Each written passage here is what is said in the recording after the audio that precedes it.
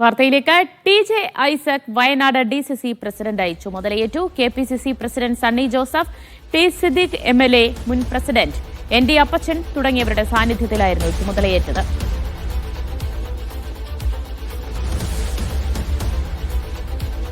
ഫൈസൽ നെടുമ്പാല വിവരങ്ങൾ നൽകും.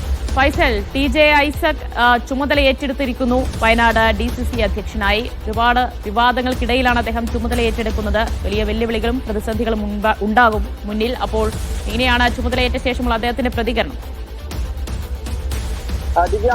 ചുമതലയേറ്റ ശേഷം അദ്ദേഹം പറഞ്ഞ പ്രധാനപ്പെട്ട കാര്യം എന്ന് പറയുന്നത്, നിലവിൽ കോൺഗ്രസിനകത്ത് പ്രശ്നങ്ങളൊന്നുമില്ല, എന്നാലും അത്തരത്തിലുള്ള പ്രശ്നങ്ങളൊക്കെ ഉണ്ടെങ്കിൽ തന്നെ അതൊക്കെ പരിഹരിച്ചുകൊണ്ട് എല്ലാവരെയും ഒരുമിച്ച് ചേർത്ത് മുന്നോട്ട് കൊണ്ടുപോകുമെന്നുള്ളതാണ് അദ്ദേഹത്തിന്റെ ഏറ്റവും പ്രധാനമായി പറഞ്ഞത്. മാത്രമല്ല, തദ്ദേശ സ്വയംഭരണ തെരഞ്ഞെടുപ്പ് അടുത്തിരിക്കുകയാണ്. 1.5 മാസം കൂടി കഴിഞ്ഞാൽ ഈ തെരഞ്ഞെടുപ്പ് അടുക്കുകയാണ്. അപ്പോൾ ഇനി ഏറ്റവും മുന്നിൽ കാണുന്ന പ്രധാനപ്പെട്ട ലക്ഷ്യം എന്ന് പറയുന്നത് കോൺഗ്രസിനെ വയനാട് ജില്ലയിൽ മുന്നിലെത്തിക്കുക, മുഴുവൻ സീറ്റുകളിലും വിജയിപ്പിച്ചുകൊണ്ട് കോൺഗ്രസിന്റെ ഭരണത്തിലെത്തിക്കാനുള്ള ഒരു പ്രവർത്തികളുമായി മുന്നോട്ട് പോകുമെന്നുള്ളതാണ് ടി.ജെ. ഐസക് പറയുന്നത്. ഇന്ന് 2 മണിക്കാണ് DCC യോഗം കൽപ്പറ്റയിൽ ചേർന്നത്. സണ്ണി ജോസഫ് MLA, അതുപോലെ ടി സിദ്ദിഖ് ഉൾപ്പെടെയുള്ള നേതാക്കളൊക്കെ തന്നെ യോഗത്തിൽ പങ്കെടുത്തിരുന്നു. ഈ യോഗത്തിലാണ് ഈ DCC അധ്യക്ഷനായിക്കൊണ്ട് ടി.ജെ. ഐസക് ചുമതലയേറ്റത്. അതിനുശേഷം സണ്ണി ജോസഫ് പറഞ്ഞത്, വലിയ സന്തോഷമുണ്ട്, എല്ലാവരും ഒരുമയോടെ ഐക്യത്തോടു കൂടിയാണ് ഈ ഒരു പ്രസിഡന്റിനെ തിരഞ്ഞെടുത്തിരിക്കുന്നത്. വരും കാലങ്ങളിൽ വയനാട്ടിലെ നയിക്കാൻ ടി.ജെ. ഐസക്കിന് കഴിയും,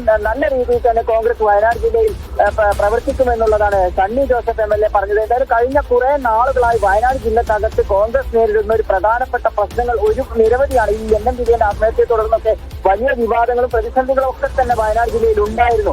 ഈ പ്രശ്നങ്ങളൊക്കെ ഈ പുതിയ പ്രസിഡന്റിനെ മറികടക്കാനാകുമോ എന്നുള്ള വലിയൊരു ചോദ്യമാണ് പ്രവർത്തകർക്ക് മുമ്പിലുള്ളത്. അപ്പോൾ ഇനിയുള്ള കാലങ്ങൾ ഏത് തരത്തിൽ വയനാട്ടിലെ കോൺഗ്രസിനെ എങ്ങനെ നയിക്കും, ഈ പ്രശ്നങ്ങളൊക്കെ പരിഹരിച്ച് എങ്ങനെ മുന്നോട്ട് പോകുമെന്നുള്ള ഒരു വെല്ലുവിളിയാണ് പുതിയ പ്രസിഡന്റായ ടി.ജെ. ഐസക്കിനുള്ളത്.